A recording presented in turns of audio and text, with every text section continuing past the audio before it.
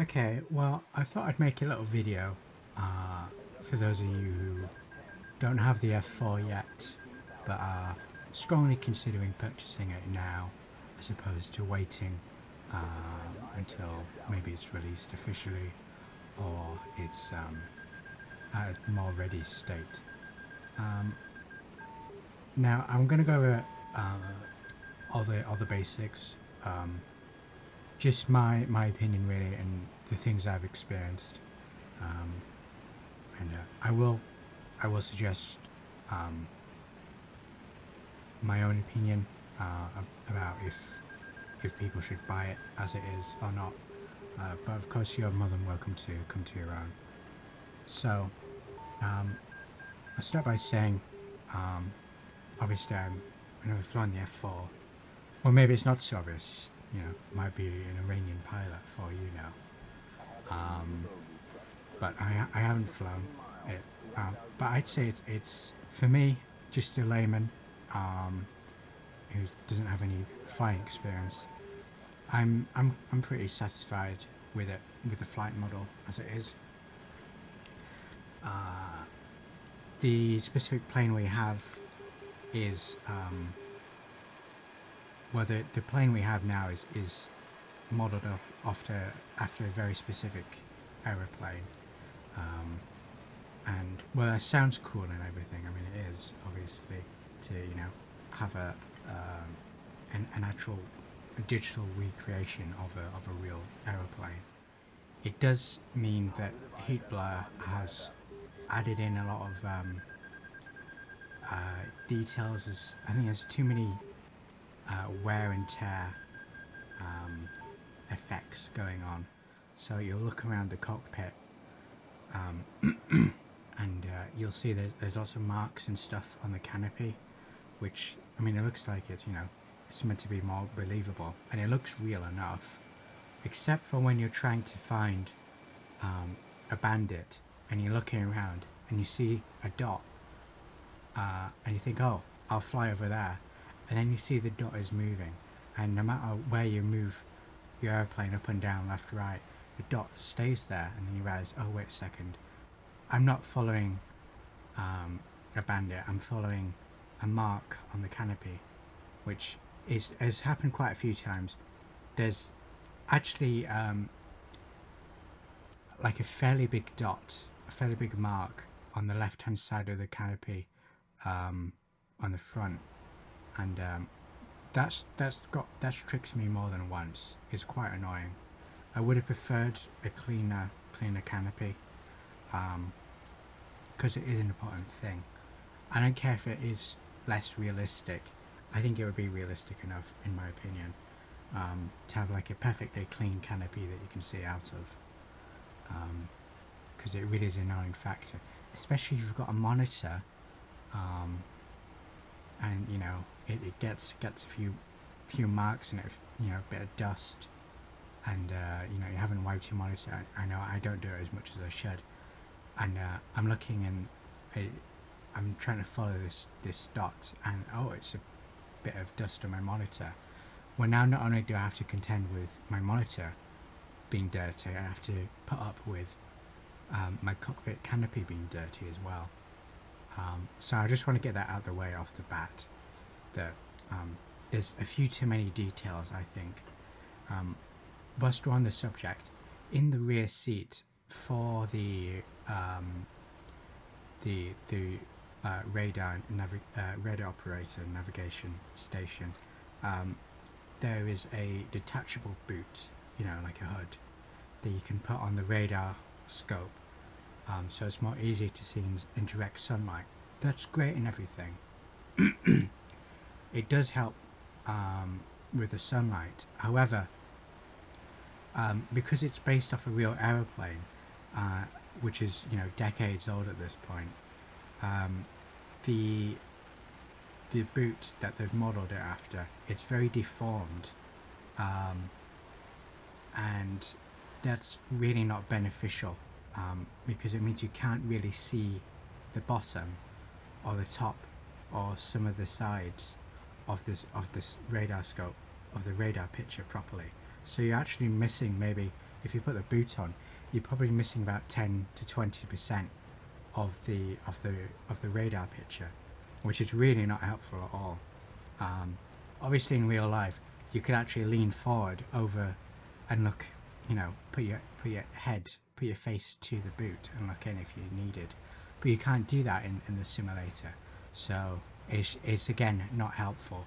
I wish they'd backed it down with some of these details and made it and thought about it's a game first and foremost, and not a so perfect recreation of a specific aeroplane. I think that's one of my main two issues I have with heat blur in regards to the F4. I have flown the F-14 a little bit, just through their trial and through the pirated version of DCS, which is massively out of date by now. But so I've tried the F-14, and again, it suffers from the same issues, to a less extent about the radar and the marks on the canopy. But for Jester, I want to talk about him, but later on. So I will say, apart from that, it's a very beautiful aeroplane. It looks really nice, like really, really good. In fact, I dare say that out of all flight simulators that I've played and seen, I'd say DCS looks the best in terms of the graphical quality, and heat blur really has exemplified how good DCS can be for the graphics, in terms of artistically and visually. It looks really nice, really detailed. Okay, so I'm going to move on to something a bit more action-packed, talk about air-to-ground stuff. So I'd say I quite enjoy doing air-to-ground work. One of the main reasons why I got the F-4, apart from it being one of my favourite aeroplanes, is I fly the A-10. That's my only near 4th gen plane I have, and obviously that's great and everything. The gun is amazing, but if you want to play online or you're just in a bit of a hurry, it's so slow. Whereas the F4, it brings speed to the table, and it really is good fun flying it very low and fast. It handles. I mean, if you're coming from 4th gen, you're probably going to say it's terrible. I hate it, but I'd say it's very good fun flying it. I find it greatly rewarding to fly. Obviously, not the most agile airplanes, but it's not like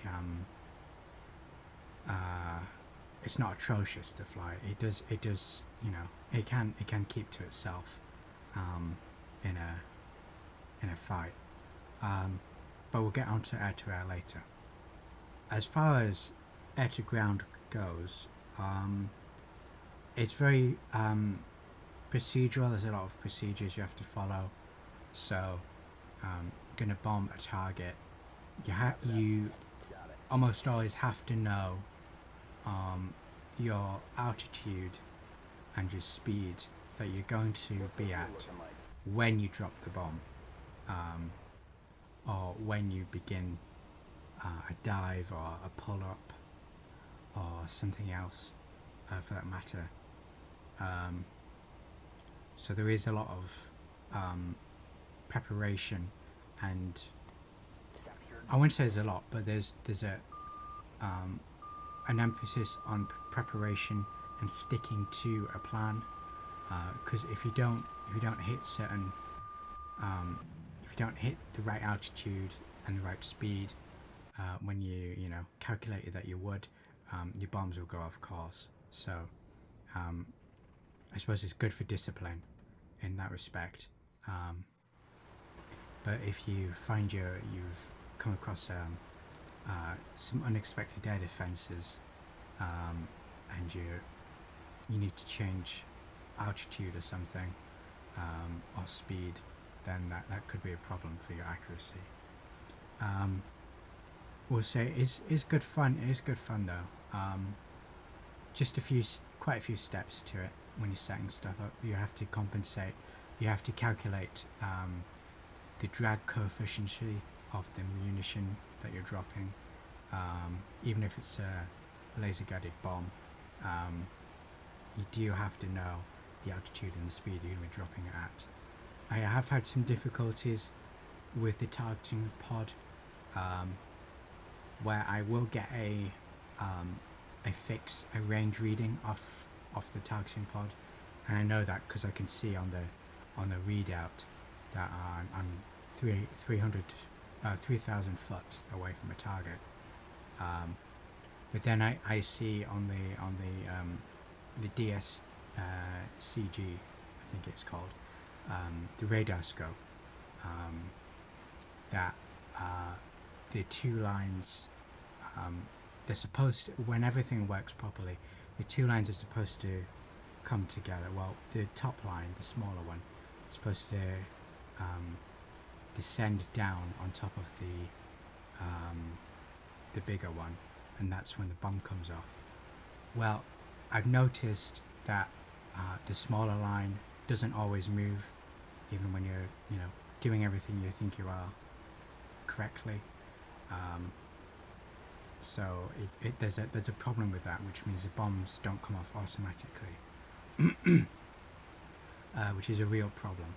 There is a sort of fail-safe in the F-4, where if that doesn't happen, you can still just you can tap the bomb release button and the bomb will come off. But there is, and that does work relatively without problems. Sometimes the bombs will just miss their targets, because obviously they're not looking.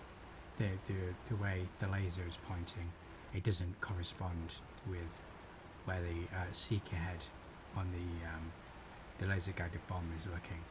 So there's quite a few factors there. I'm not quite sure how much of that is a bug, how much of that is just me deviating from the plan that I make for my altitude. But there's some trickiness, definite trickiness to the targeting pod, which you won't see in any other aeroplane. Certainly not in any 4th gen. So it's quite unfamiliar. Yeah, a bit more tricky than what I had expected and hoped for. But as far as Mavericks and television guided bombs go, they're good fun. Some of the television guided bombs do have a mind of their own, so they'll just come off the pylon whenever they feel like it, and sometimes it can be way off target. They end up going, so sometimes it can be quite hit and miss, but overall quite good fun, I'd say, in the F-4 as far as air to ground goes. Yeah, there's a lot of bombing techniques you can use. Some of them require using the radar. Some of them require using like a point of interest as a reference point. So there's lots. If you grab some of the official US Air Force manuals, you can read up quite a bit on it. Obviously, Hitler made their own manual for it, but and it does cover most things, but I think the manual for the F-4 is not absolutely clear, especially for the navigation system. I don't know. It's not a perfect finished product by any means. That's what I'm trying to say. Okay. So as far as air to air, let's talk about that now. I'd say it's quite good fun when things go well, but when things are stacked against you, even in, let's say, an F-15 or something, when things get stacked against you, you can sort of work your way out. Whereas in the F-4, it can be 10 times more trickier. Not just because it's full fidelity, but because of Jester, I'd say.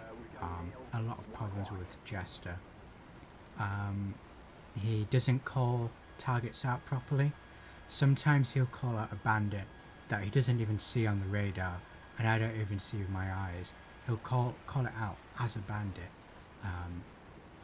which is remarkable. Or sometimes he'll look at the radar and it'll be the entire radar screen will be taken up by ground clutter, but he'll still manage to pick out a bandit somehow miraculously.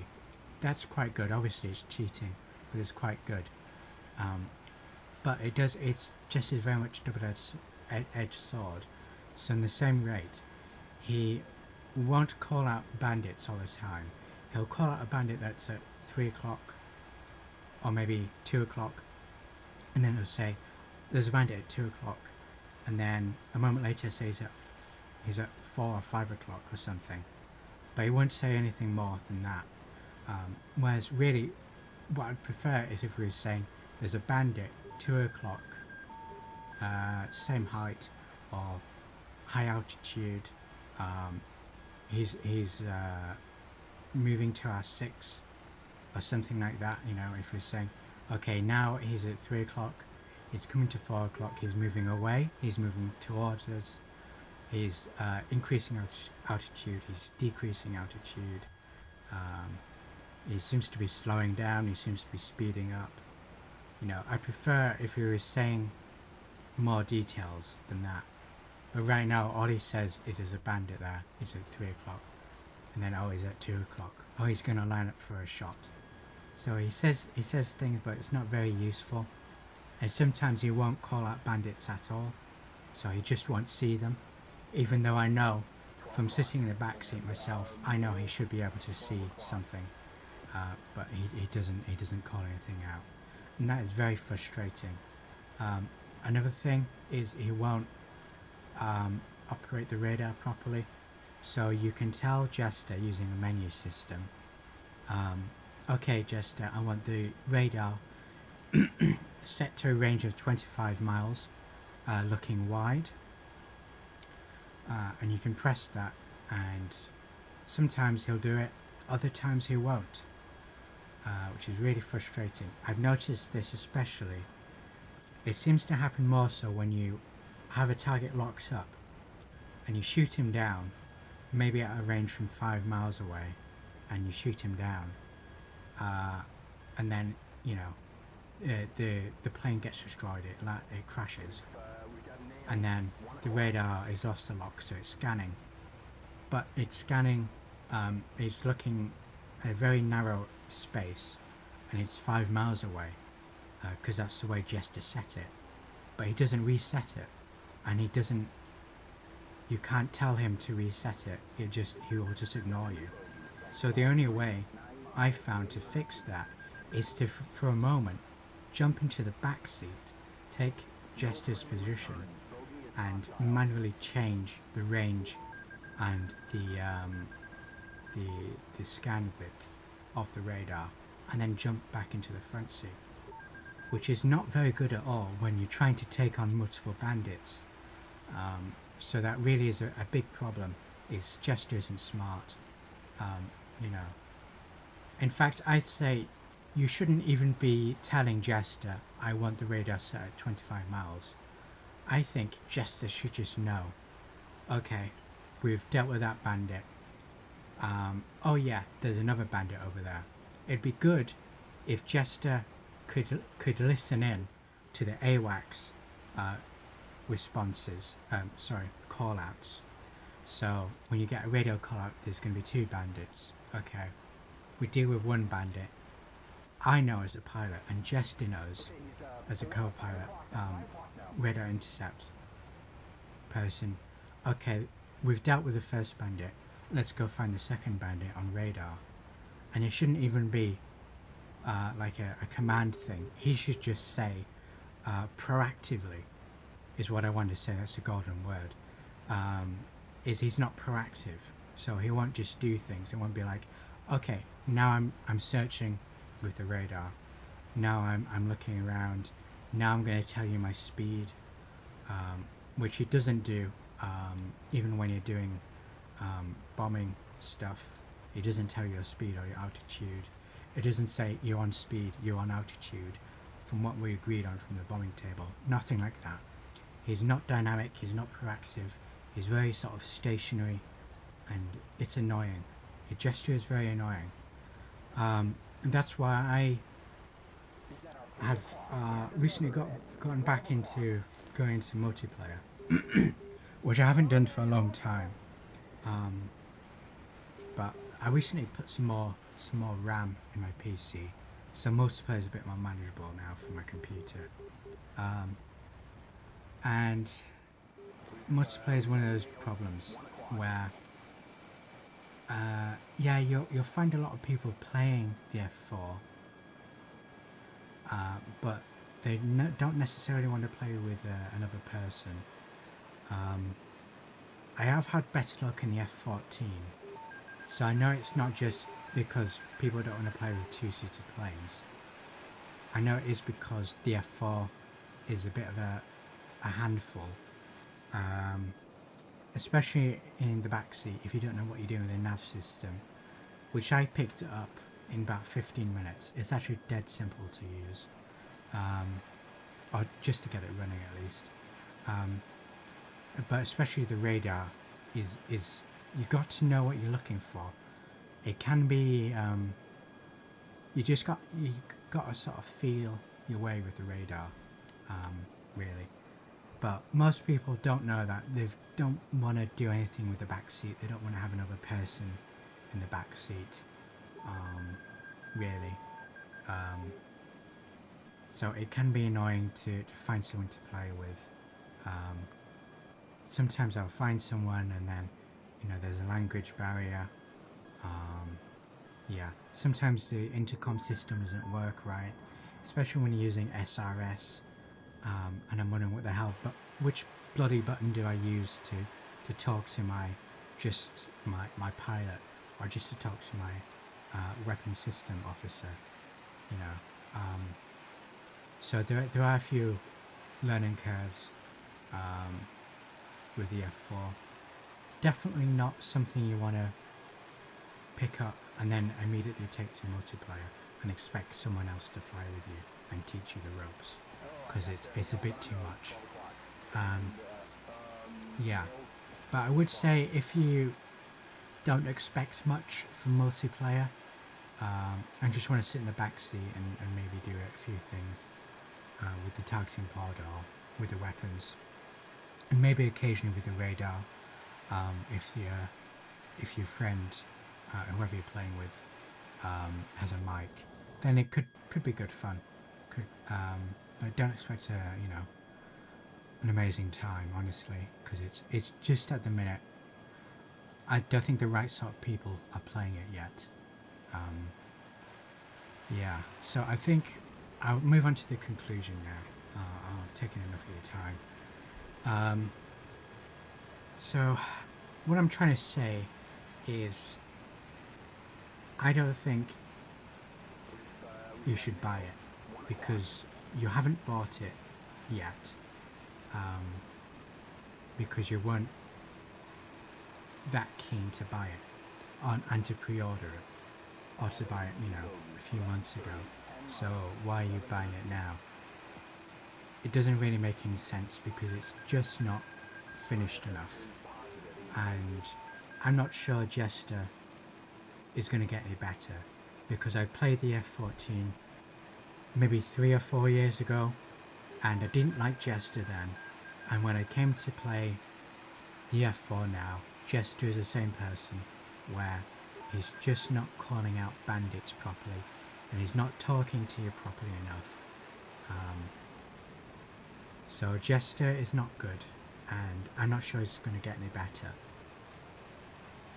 as far as apart from bugs, that is, aside from that, I don't think it's going to get any. I don't think it's going to be any more proactive and smart and intelligent. I think the way they've designed him is a very bad way of doing an AI, frankly, and that's on Hitler to fix, but I don't think they will. So that leaves multiplayer. I think if you've got a server that like a private server, or you've got some friends that you fly with who are really good. Maybe you have the F-14 or the F-15, preferably the F-14, so someone knows actually how radars work. Then yes, I would suggest that you buy it. Especially, it's important that you have microphones as well, especially for air-to-air stuff. You can sort of text chat your way through air-to-ground stuff, but not really for air-to-air, I think. So I'd say it's definitely a pass if you're not into it already. If you don't have anyone to play with, I'd say skip it. Maybe altogether. I think that might be the hard truth, is that it's just not going to really be that good. And that is due to Jester. I think that's the main reason. And due to certain aesthetic choices with the marks on the cockpit canopy. It's a small thing, but it's just irritating. It takes you out of the moment. And the hood thing on the aft cockpit radar scope. Those are two really bad things, which makes me say I'm sort of against it. And of course the targeting pod. I'm not sure what's going on there. I think there's some kind of bug, but I don't know. It's just, yeah. It's good if you really love the F-4 and you're really passionate about it, then I'd say get it. But if you're already humming and hawing, I'd say skip it. Just skip it. Probably altogether. Because if you're not dedicated to it, you're not going to have a good time in it, basically. It's one of those, you have to be serious about liking this specific plane. Not just because you want to fly something that looks half interesting. Just skip it. Wait for the F-104. You'll probably have more fun in that. You'll probably die more in that, honestly, but yeah. So I think that's basically it. If you haven't bought it yet, you're probably not gonna buy it, and you probably shouldn't buy it. That's the hard, honest truth. As much as I like it, there's too many problems with it, and just because of this, because it's an F4, it's not an easy to fly plane. It's not an easy to operate plane. If you have the knob, one of the knobs in the wrong position, you won't be able to fire the air-to-air missiles or the guns.